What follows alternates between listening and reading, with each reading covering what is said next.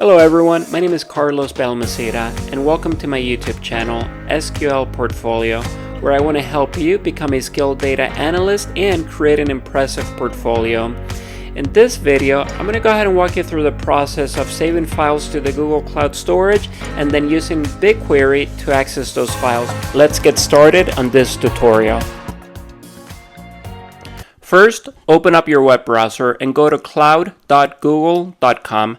Click on Go to Console. In the Google Cloud Console, we'll start by creating a storage bucket. A storage bucket is a container for your files in Google Cloud Storage. Then you'll be prompted to choose a unique name for your bucket that must be globally unique. Once you've chosen a name, click on Create. If you don't want your buckets to be accessible to the public, then select Enforce Public Access Prevention on this bucket. Great. Now that your bucket is ready, click on Upload Folder and start uploading your file. And there you have it. You've successfully accessed Google Cloud, created a storage bucket, and uploaded a file using Google Cloud Storage. Now your file is securely stored in the cloud and accessible from anywhere. Now that you have a bucket, I'm going to go ahead and show you how to access it in BigQuery so that you can get past the 100 megabyte size limit. So I'm going to go to my data set and create a table.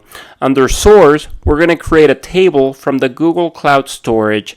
Then just name your table and click on Create a Table. And there you have it. From the Google Cloud Storage, we were able to create a bucket, and from BigQuery, we were able to access the bucket.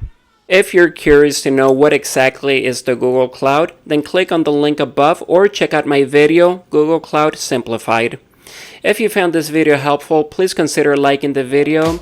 Your support not only helps the channel, but also helps me create more content.